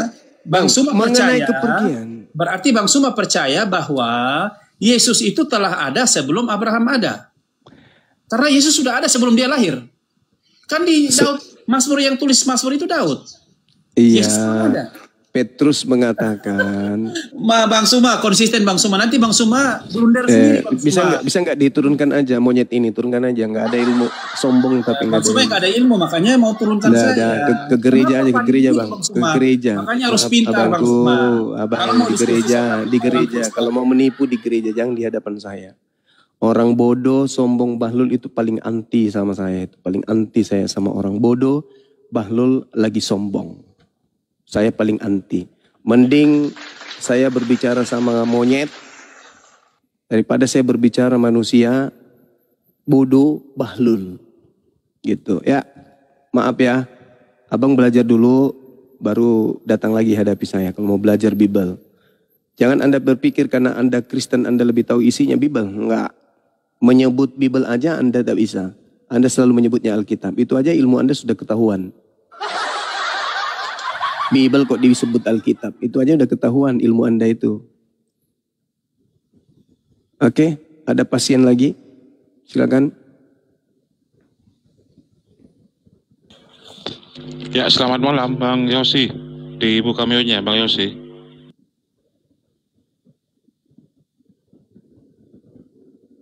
Bang Yosi, selamat malam. Bang Yosi, silakan di Ibu Kamionya. Selamat malam. Ya, silakan Bang Yosi. Diskusinya Bang Suma tadi bagus, cuman akhir ditutup dengan hal yang buruk. Gak suka saya Bang, kalau orang sombong gak suka. Maksudnya saya ngajak teman kita tadi tuh TikTok untuk mengajak memberikan edukasi kepada yang mendengarkan. Tapi dia merusak diskusi ilmiah ini dengan congor. Mending dia turun, ngapain dipertahankan? Kalau mau menang kalah bukan sini tempatnya. Kita mau mengajarkan sesuatu yang positif kepada anak bangsa. Terlepas saya Islam, tapi karena saya belajar. Bukankah orang belajar itu yang menemukan sesuatu yang baru? Meskipun sesuatu itu bukan miliknya. Contoh misalnya nih, ada kuasa hukum yang sedang diberikan kepercayaan untuk menjelaskan satu perkara. Bukan milik dia, tapi dia mengkaji, dia belajar berdasarkan data-data yang ada. Akhirnya kuasa hukum ini lebih mengetahui produk tersebut daripada yang punya. Karena seorang kuasa hukum akan mendudukkan pasal, butir, bab, dan seterusnya pada kaidah-kaidah yang sudah ditentukan. Sehingga butir-butir pasal-pasal ayat-ayat yang ada itu sama kedudukannya seperti apa yang tertuang di sebuah kitab suci. Seperti itu Bang. Jadi tidak bisa lagi diganggu-gugat. Pasal sekian, bab sekian, ayat sekian beda dengan saya. Beda juga di sana, nggak bisa. Setiap undang-undang, bab, pasal, ayat, butir sama, maka bunyinya sama. Begitu. Nah, sialnya ketika saya berdiskusi dengan saudara saya Kristen, kebanyakan mereka itu lebih mengedepankan dogma doktrin, kepercayaan saja. Tanpa mereka kemudian bisa membuktikan data akuratnya. Contoh abangku, Anda kan nyimak tadi tuh. Saya bertanya, Yesusnya harus pergi menurut Yesus berdasarkan ketetapan atau apa yang tertulis tentang dia di dalam PB atau di PL. Dia nggak bisa menguraikan secara ilmiah. Yang ada hanya yuhadi'unallaha walladzina amanu wa ma yakhda'una illa anfusahum wa ma yash'urun. Mereka orang kafir dipastikan hanya ingin menipu Allah dan menipu orang-orang beriman, padahal sesungguhnya mereka hanya menipu diri mereka sendiri. Terbukti bukan Al-Quran itu? Nah, kaidah dalam Al-Quran, wahai orang beriman, janganlah kamu berdebat dengan ahli kitab, kecuali dengan cara yang baik. Illal ladzina zalamu minhum, kecuali terhadap orang-orang zalim yang ada di antara mereka. Nah, kalianlah itu yang dimaksud. Kau kan cuma botol kau bangsat, babi kau. Jangan diturunkan. Jangan diturunkan. Jangan Oh gitu ya. Babi. Iya. Silakan Monyet Bang, silakan. kau. Ya ngomong terus.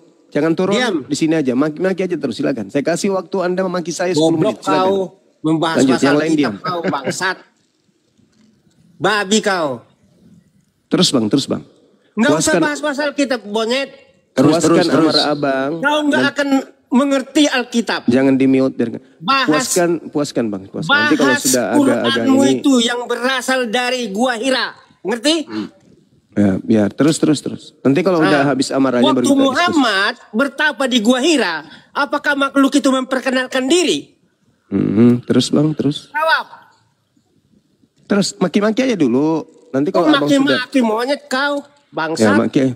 Nanti kalau sudah tidak emosi, kalau sudah tidak emosi baru diskusi. Ayo. Terus. Sokan kau membahas Alkitab, roh setan Bang, yang terus, ada Bang. padamu. Iya terus bang. Bukan roh Allah baru membahas Alkitab yang benar. Ini Terus? notabene Alkitab kau nggak ngerti, dibilang Alkitab merampok, merapa? Kau itu baru kemarin kau lahir.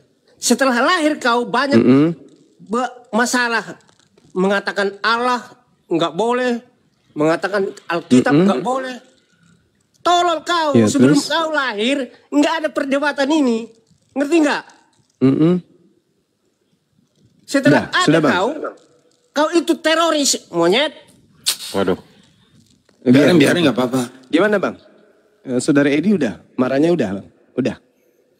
Ya jangan bahas Alkitab itu. Kenapa bisa ada larangan? Ada tertulis di mana di dalam Bible Iya. larangan membahas Karena Bible? kau nggak mengerti Alkitab. Oke, berarti abang yang ngerti, saya tidak. Ya saya ngerti. Oke, Kau kan baik. Bolehkah nggak saya mengimani, bertanya? kan? Bolehkah Kau saya nggak bertanya? mengimani, kan? Saya mau belajar Bible boleh? Belajar boleh, tapi jangan Oke, kau baik. memframing. Masya Allah. Terima kasih Bang Edi. Jangan kau memframing. Abangku yang baik, Masya Allah. Terima kasih Anda sudah mengizinkan saya belajar Bible kepada Sedangkan Bang Edi. Alkitab, Quran kami bahas, kamu marah. Apakah saya Kau sudah bilang boleh belajar sama menista. Abang? Abang, bolehkah saya belajar sama Abang Bible? Kau belajarlah, belajar sendiri.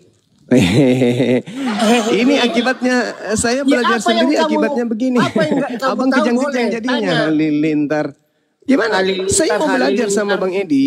Kau sok-sokan Saya mau belajar Bang. mempersiapkan orang lain selalu kau itu. Sok-sok Boleh nggak tahu. saya belajar sama Bang Edi? Kok jadi Ada takut? roh Allah padamu, Mm-mm. roh aja nggak, Allahmu aja nggak punya roh. Hah? Mana kau mengenal roh? Hah? Eh.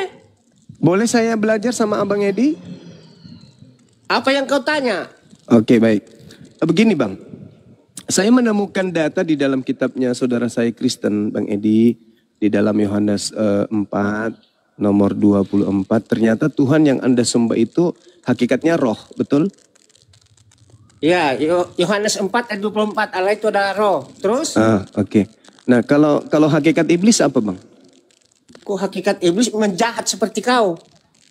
Jauh Enggak, amat. saya bertanya Abangku, saya Ya, bertanya. iblis Bang. itu kan seperti waktu Adam, ya, diputar balikkan apa itu ayat itu, diputar Iya. balikkan kata-kata, jangan makan buah ini. Apa kata iblis? Oh, Makan. kalau kau makan ini, kau seperti Tuhan. Makanya seperti ini. Kau bolak-balikkan iblis kau. Ketika Tuhan mengatakan jangan makan babi, iblisnya mengajarkan makan babi Siapa atau yang jangan? makan babi? Monyot? Enggak, maksudnya Bang, ketika Iya, siapa Tuhan yang mengatakan, makan babi? Saya nggak makan babi. Iya, saya kan enggak tuduh Abang. Kau kan makan unta. Iya, makan saya kan belut. saya enggak tanya Abang kan, saya bertanya. Terus kau bilang kalau kata Tuhan tidak makan babi, siapa yang makan babi? Enggak, maksud saya kan Tuhan melarang makan babi. Ya. Jangan kau makan babi. Nah, siapa yang makan babi rupanya? Iblisnya ketika datang mengajarkan makan babi atau jangan makan babi, Bang. Ya siapa yang makan babi? Saya nggak mau tahu siapa yang makan babi. Saya Tidak cuma mau tanya. tahu kok nuduh-nuduh orang makan babi gimana sih? Kan ada Adam tadi Anda mengambil Adam. Adam dilarang jangan makan buah. Iblisnya mengatakan Iya. makan buah. Nah, ketika Tuhan mengatakan jangan makan babi, iblisnya mengajarkan apa? Makan babi atau jangan makan babi? Iblis tidak pernah menyuruh makan babi. Hah? Hah? Masa? Iya. Kan iblis itu selalu bertentangan dengan Tuhan, betul? Iya bertentangan. Ketika Tuhan mengatakan kemudian jangan makan babi. Iblis menyuruh makan babi. Enggak, tunggu dulu. Ketika Jangan Tuhan kau melarang. memframing kitab. Kau ini goblok, sudah goblok, sok-sokan. Saya kan bertanya, Abang. Saya kan bertanya. Iya, di mana tertulis iblis menyuruh makan babi? Iblis tidak menyuruh makan babi. Kenapa Begitu. kau memframing? Lah, saya bertanya. Saya bertanya. Ketika Tuhan mengajarkan jangan makan babi, Saya iblisnya sarankan mengajarkan. kau jangan bahas Alkitab. Kau nggak mengerti Alkitab. Kenapa takut Bibelnya dibahas? Kenapa takut? Saya nggak takut. Enggak, kenapa? Kenapa takut? Kenapa apa? Kan ada perintah beritakanlah Sehingga Bibel. orang-orang Kristen yang lemah imannya kau hancurkan. Nah kan abang sendiri Kan- imannya kuat tapi kenapa Kan kejang-kejang? kau bilang membentengi. Anda kejang-kejang padahal katanya imannya kuat, gimana coba? Halilintar. Bang Edi, Betapa di Gua Hira, apa makhluk kita memperkenalkan diri? Coba jawab. begitu juga ketika Paulus kemudian menerima 13 buku. Paulus. Apakah Paulus kemudian datang ia Yesus. mengajarkan kepadanya memperkenalkan diri? Abang. Datang Yesus, kena sinar Ayo, Bang. dia 3 hari dia buta. Oh itu Yesus yang datang. Yesus yang datang. Itu Yesus yang datang. Yesus yang datang. Kata siapa Yesus yang datang? Kata Kenapa siapa dia- itu Yesus? Siapakah engkau Tuhan?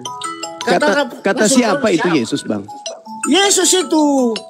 Oh, Paulus.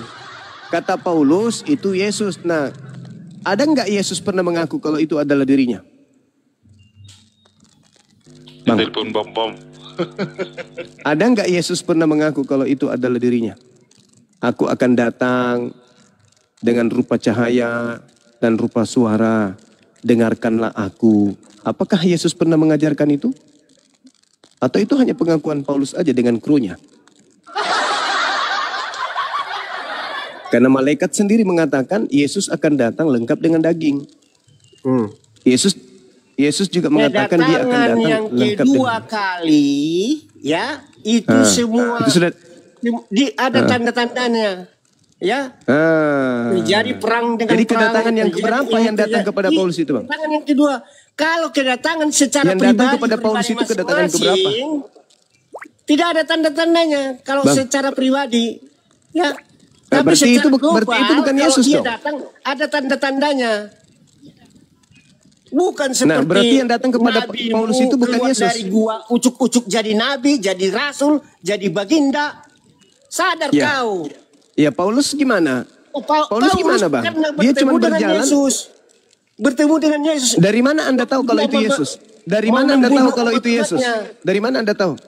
Ya, dari mana Dari tahu? mana Kisah Anda tahu para kalau Rasul itu Yesus? 9 itu baca. Berarti dari Lukas. Kisah para Rasul 9 baca. Iya, berarti dari Lukas. Berarti Lukas yang kasih tahu Anda. Lukas. Kisah para Lalu Rasul. dari mana? Rasul. Iya, kisah para rasul itu tulisan siapa? Iya, baca itu. Dia. Iya, itu tulisan dia siapa? Dia Eh, tadinya kisah bernama para rasul itu Saulus. tulisan siapa? Tulisan siapa? Rasul. Tulisan Rasul. Rasul siapa? Oh, Rasul Rasul siapa? Ya banyak Rasul Mulai itu di situ. Ketahuan Yesus. ilmunya nggak ada. Dia nggak tahu siapa penulis kisah para ilmu rasul. sendeng, kecuil, ya, untung itu monyot. Dia tidak tahu siapa penulis kisah para rasul. Rasul, Rasul siapa? Rasul Paulus. Oh, untungmu, goblok, sudah Ternyata goblok. penulis kisah para rasul Paulus.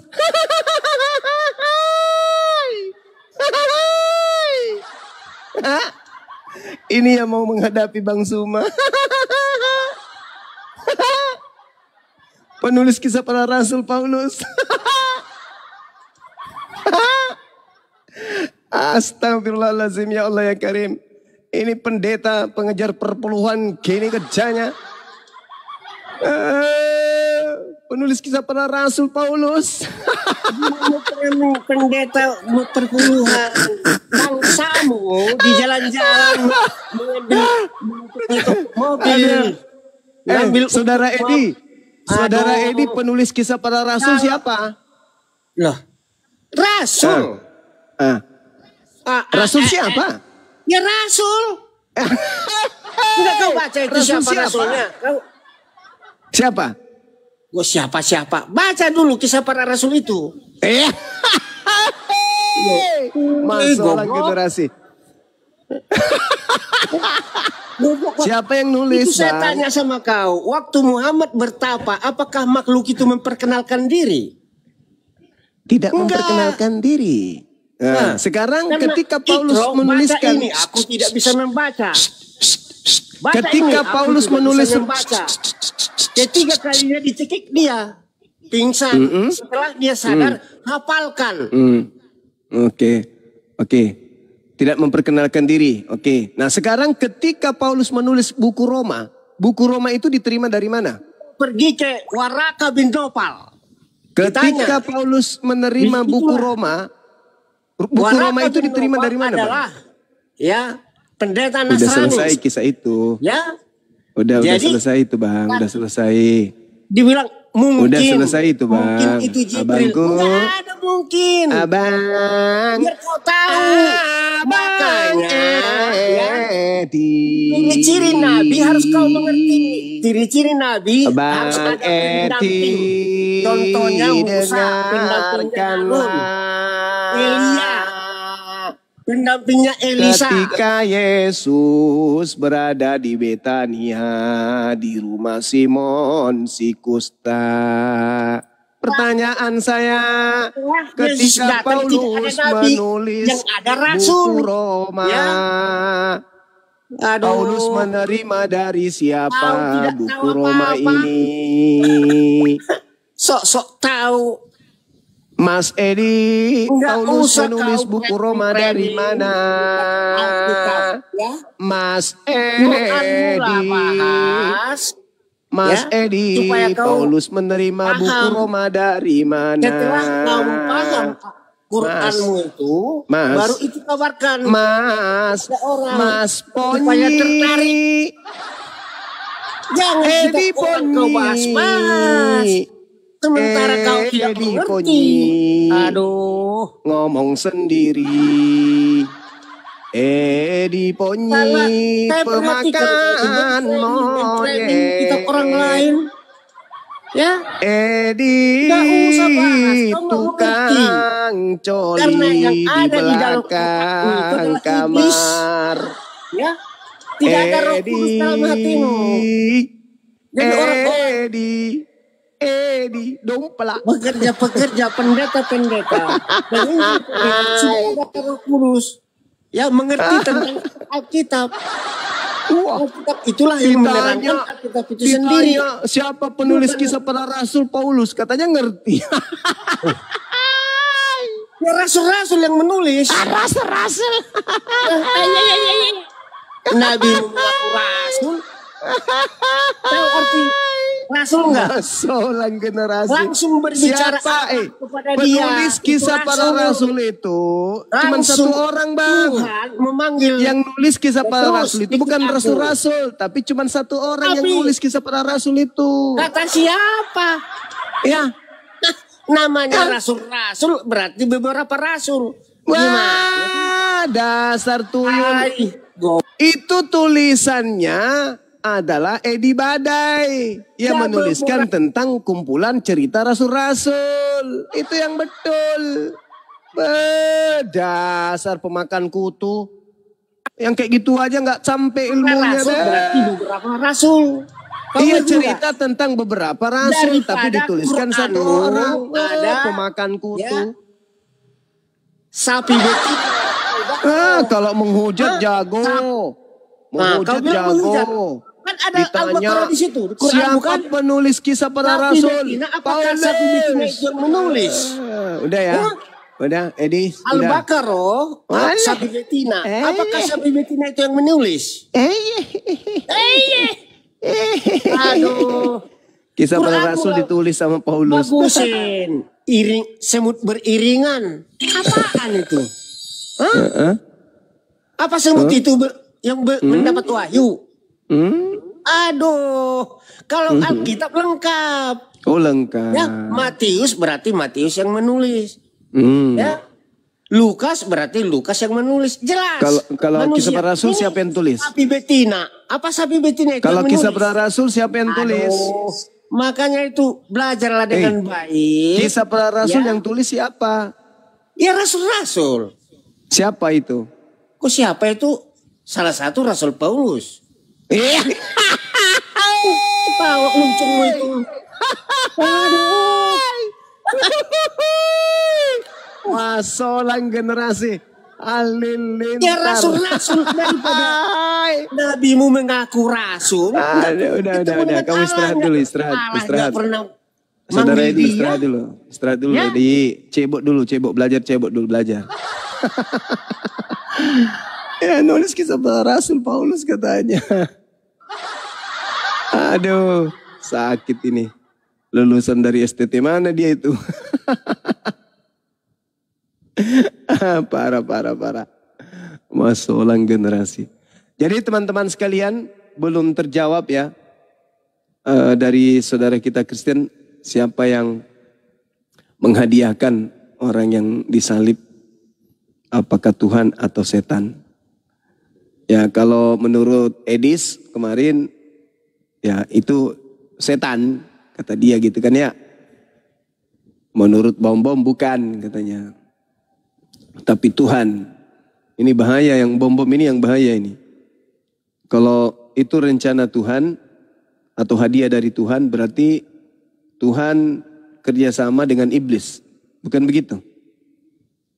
Berarti Tuhan bekerjasama dengan iblis supaya iblis membisikkan kemudian rencana siasat kepada Yudas. Wah, bahaya ini. Bahaya ini bom-bom ini. Berarti Tuhan merencanakan imam kepala mahkamah agama membuat tipu muslihat dan kesaksian palsu. Bahaya Tuhannya. Tuhannya bom-bom ngeri. Sebenarnya salib itu memang apa ya? Materi itu sangat berat. Karena kalau dikatakan itu rekayasa iblis, berarti iblis yang menghadiahkan keselamatan. Tapi kalau dikatakan itu rancangan Tuhan, berarti Tuhan melanggar perkataannya sendiri. Orang benar tidak boleh dibunuh. Dan Tuhan bekerja sama dengan iblis kemudian untuk menggiring Yesus sampai mati di atas tiang salib. Jadi serba salah. Berat. Beruntunglah umat Islam ini tidak tersentuh imannya dengan kajian-kajian penyaliban selain daripada Nabi Isa tidak disalibkan. Masya Allah. Islam memang luar biasa, sahabat-sahabat sekalian. Oke. Tak ada lagi pasien kayaknya udah habis. Ya, Bang Goto ingin ada yang mau disampaikan, silakan. Ya, masih sedikit dulu. Silakan Bang. Oke, jadi begini kawan-kawan ya. Saya berkali-kali berkata bahwa ketika kita melihat Yesus dan murid-muridnya, kita harus melihat mereka dari budaya Yahudi ya, atau tradisi Israel ya. Kita tidak bisa melihat mereka dari tradisi luar atau apalagi tradisi Yunani, kan begitu. Saya akan mengangkat salah satu budaya ya, dalam budaya Yahudi di mana memang budaya Kristen atau otoritas Roma pada saat itu sudah mengasimilasi paksa budaya Yahudi lalu mendirikan sekte yang bernama Katolik, kan begitu. Nah, ada salah satu budaya yang sangat disucikan oleh orang Yahudi, itu namanya budaya Yom Kippur ya. Yom Kippur ini adalah hari raya yang paling disucikan dalam budaya Yahudi, di mana Yom Kippur ini budaya yang memperingati hari penghapusan dosa atau hari penebusan dosa. Ya, jadi Yesus bahkan murid-muridnya semasa hidup itu selalu mengajarkan budaya Yom Kippur.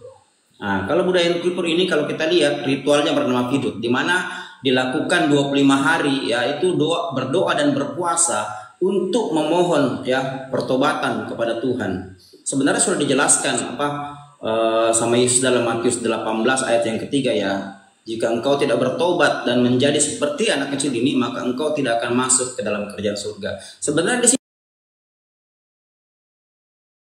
Sebenarnya di sini keempat, ini bukan hanya mematikan budaya Yahudi, bukan hanya menghancurkan budaya Yahudi, tapi juga menghancurkan semua Injil-Injil yang ditulis oleh orang-orang dekat Isa atau Yosua HaMasiah. Begitu banyak pada saat itu kisah-kisah di abad pertama, ya, bahkan aliran-aliran yang lahir di abad pertama, ya, sampai abad kedua, ini diapokrifakan, disembunyikan oleh Roma. Dan begitu. Ini yang masalah. Ketika mereka mengimani satu kitab yang bukan berasal dari abad pertama. Sementara ya kitab-kitab abad pertama pun kalau kita lihat ya, itu penempatan namanya saja, contoh Injil sinoptik ya, Matius, Markus, Lukas. Ini bukan Matius yang menyematkan namanya, bukan Markus, bukan Lukas, tapi seorang yang bernama Papias, rekan sejawat Polikarpus. Itu yang masalah. Papias ini adalah salah satu bapak gereja yang paling tua ya, bapak gereja yang usianya paling tua. Beliau itu lahir tahun 55 Masehi, pada saat surat Korintus itu ya mulai ditulis oleh Rasul Paulus, lalu beliau wafat tahun 151 ya, jadi kurang lebih usianya itu 96 tahun baru beliau meninggal ya. Nah, ini yang menulis yang menyematkan, yang memberikan Injil sinoptik Matius, Markus, Lukas itu bukan Matius, Markus, Lukas, tapi seorang yang bernama Papias. Sementara untuk Injil Matius, Markus, Lukas, Yohanes, ini pun bukan Yohanes yang memberikan nama, tapi seorang yang bernama Santo Irenaeus yang saya sebutkan tadi namanya, yang mengarang buku Adversus Heresis. Beliau yang lahir di tahun 130, wafat tahun 202 Masehi ya. Tahun 180 beliau menyematkan nama Matius, Markus, Lukas, Yohanes. Bahkan Injil-Injil ini pun sudah tamat di tahun 303 pasca edik Diocletianus. Ini yang disembunyikan, lalu dibentuk satu kitab baru atas perintah Konstantin setelah menyaring 50 kitab hasil genosida. Kan luar biasa. Saya kan berkali-kali katakan bahwa salah satu penyakit Roma menurut tulisan sejarawan Herodotus ya,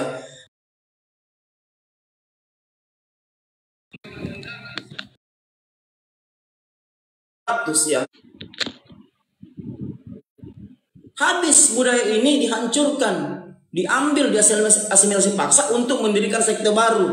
Makanya Martin Luther datang 1517 itu ya, abad ke-16, ingin mengembalikan Kristen ke awal ya, di kisah 1126. Tapi karena Martin Luther tidak lagi mendapatkan literasi Injil ya. Kenapa? Karena sudah disembunyikan oleh Roma. Akhirnya tetap memakai karya Desiderius Erasmus yang kita kenal dengan Testio Receptus itu. Kebetulan saja pada masa Martin Luther itu Edulgensi atau surat penebusan dosa lagi top-topnya, lagi viral. Jadi dijadikan jembatan buat Martin Luther berikut istrinya Katrina van Goor dengan 11 biarawati lainnya untuk keluar dari Katolik. Kan begitu sejarahnya. Jadi memang ini kalau kita lihat ya, mereka mengimani kitab yang sama sekali tidak ada hubungannya dengan Yesus, murid-muridnya, bahkan Paulus sendiri. Bahkan Paulus pun sendiri kalau kita lihat, kita pelajari sejarahnya baik-baik ya.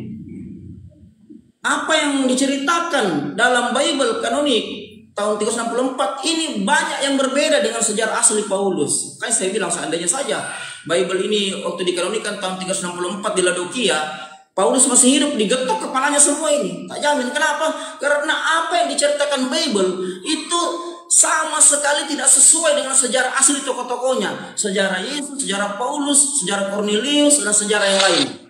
Ya. Kenapa seperti itu kawan-kawan? Karena memang mereka ini menjadikan Bible, otoritas Roma menjadikan Bible ya sebagai jembatan masuknya ajaran pagan ke dalam budaya Kristen pasca Delik Milano. Abang tahu enggak arti perjanjian baru, The New Testament? Itu perjanjian baru artinya bukan dari 331, bukan.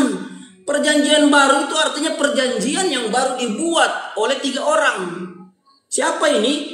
Kaisar Konstantin, Kaisar Licinius, dan Eusebius, perwakilan Kristen yang berhasil disogok oleh Konstantin karena lepas dari genosida edik Diocletianus.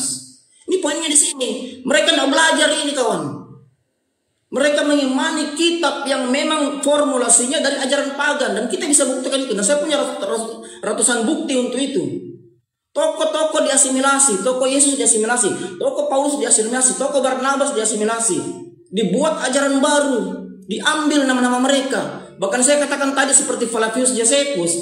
Flavius Josephus ini baru dicatut namanya, diasimilasi budayanya nanti di 1239 pasca ditulisnya Alkitab oleh John Wycliffe. Luar biasa mereka ini. Siapa yang kerja ini? Bahkan tempo hari saya kaji dengan Bang Ardian saya, Kodeks Vatikanus yang ditulis abad keempat itu hilang dari lembaran 1919 hingga 1936, berisi karangan manusia yang dibuat oleh Kardinal Basilion yang baru masuk manuskripnya di abad ke-13. Ini luar biasa. Ini kitab apa ini? Ini juga sudah jelas bukan firman Tuhan. Ini karangan manusia. This is written by humans. Dari sisi ontologi. Jadi ini yang mereka tidak pernah pelajari. Mereka hidup di bawah doktrin dogma, bukan di bawah akal sehat. Kenapa? Kalau abang pelajari nubuatan-nubuatan, sebenarnya mereka sudah dinubuatkan. Saya pernah berucap berkali-kali ya dalam buku karangan John Barton Penny itu ya. Dalam perjanjian lama mereka itu ada 1239 nubuatan-nubuatan. Ya, itu perjanjian lama, bukan perjanjian baru ya. Kalau abang buka Ulangan 28 ayat 28, lalu abang belajar sejarah, abang akan tahu Ulangan 28 ayat 28 itu adalah nubuatan untuk orang Kristen. Dan saya bisa buktikan itu. Kalau mereka bantah, saya bisa buktikan baik dari data internal maupun eksternal. Silakan siapa yang bisa buka Ulangan 28 ayat 28 baru dibacakan. Kalau perlu baca keras-keras. Nubuatan ini untuk mereka Roma di abad keempat, di mana mereka sudah mempengaruhi kognisi kognitif ya. Tahu kognisi kognitif ya? Itu adalah kegiatan berpikir manusia. Mereka memasukkannya dengan karangan-karangan filsuf. Contoh kecil, Yohanes 1 ayat 1, en harka en hologos, kai hologos en prostonteon, kai theos en hologos. Ini adalah himne Platonis yang sudah diucapkan tahun 428 oleh Plato, lalu dipopulerkan oleh seorang Philo yang populer di abad ke-1.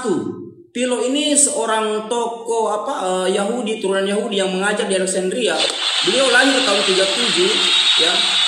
Beliau lahir tahun 37, wafat tahun 46 ya. Beliau sejaman dengan Yesus. Ini yang mempopulerkan Yohanes 1 ayat 1. Yohanes 1 ayat 1 itu sudah diucapkan dari tahun 428. Diambil oleh penyalin Bible. Kenapa? Karena pada saat itu Bible Yunani, Romawi itu dipenuhi oleh para filsuf. Ngumpulnya di mana mereka? Ngumpulnya di Alexandria. Alexandria itu pusat perpustakaan terbesar dunia di zamannya.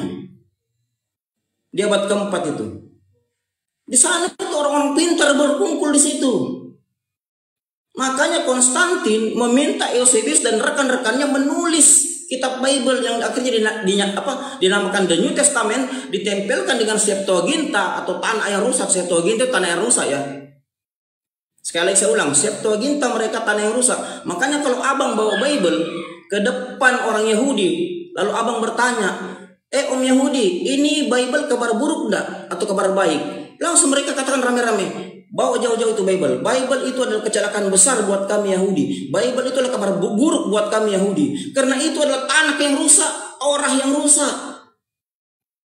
Kenapa? Karena Torah yang dikanonikan tahun 70 pasca penghancuran Bait Suci oleh Jenderal Titus, itu isinya 24 kitab, langsung dikanonikan oleh pimpinannya itu Yohanan bin Seke.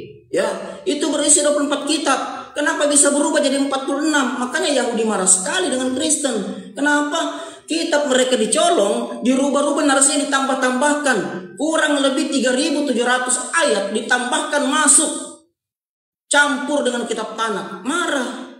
Datang Martin Luther, kurangi lagi 7. Jadi mereka ini punya kitab menurut Yahudi tanah yang rusak. Itu poinnya di situ. Mereka sudah mengasimilasi budaya Yahudi untuk membentuk satu sekte yang awalnya formulasinya dari ajaran pagan. Kita bisa buktikan itu. Saya punya ratusan bukti, bukan 1 2, banyak. Buktinya untuk itu dari bukti-bukti sejarah. Mereka mencatat nama-nama tokoh seperti tadi Flavius Josephus, Papias, Polikarpus, Ignatius. Padahal Polikarpus, Ignatius, Santorius ini tidak percaya kalau Yesus disalib. Mereka percaya bahwa yang disalib itu orang yang diserupakan. Sejarahnya seperti itu. Tapi mereka mencatat nama ini seolah-olah nama ini ada hubungannya dengan kaitan penyaliban Yesus. Padahal tidak ada hubungannya. Bahkan mereka ya, rekan-rekan mereka itu banyak yang tidak percaya kalau yang disalib itu adalah Yesus, adalah Yeshua Mesias. Tapi seorang yang diserupakan, benarlah kata Al-Quran dalam An-Nisa 157 itu. Benar juga kata Al-Quran ya dalam dalam Al-Baqarah 79. Bismillahirrahmanirrahim. Fa wailul lillazina yaktubunal kitaba bi aidihim. Zumma yaquluna hasamin indillahi liyasitaru bihi sumanan kalila. Celakalah mereka yang menulis kitab dengan tangan-tangan mereka sendiri, kemudian berkata, ini dari Allah dengan maksud menjualnya dengan murah. Ini pun kalau kita kaji, kalau kita lihat Eusebius, kita lihat tokoh-tokoh siapa di belakangnya, termasuk Kardinal Basilion. Kalau kita baca, mereka memang membuat kitab, memasukkan ini untuk apa? Untuk mencari uang. Mereka dibayar untuk ini, jelas sejarahnya, kita bisa jelaskan itu. Itu yang masalah, makanya Bert Ehrman, kalau abang baca buku karangan Bert Ehrman ya, Mosketing Yesus, ya, apalagi buku karangan Mulyadi Samuel, dokumen pemalsuan Bible, kita akan tahu sebenarnya kitab ini kitab apa.